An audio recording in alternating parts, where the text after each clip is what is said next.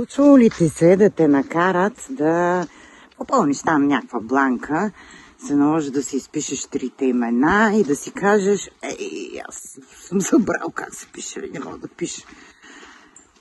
Или тези пък, които се занимават с писане активно, те пък като станат от стола, те пък не могат да се движат краката. Защо? Защото когато нещо не се ползва, то атрофира, то се разпада.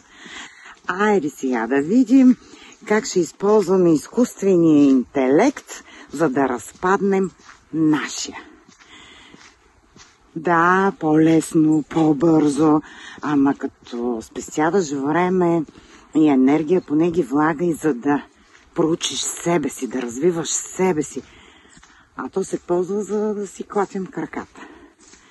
Всеки сам избира на къде върви, но голямото хвалене на нещо си, особено в нашия свят в днешно време, вече трябва да е достатъчна лампичка, светеща, която да ти подскаже, че тук май нещо не е много наред работа. Още повече, че всяка технология, измислена от човека, създадена, правена от човека, е много бледо подобие на това, което вече е създала природата. Така че бързината и леснината, която търсиш в изкуствения интелект, си ги имаш в себе си.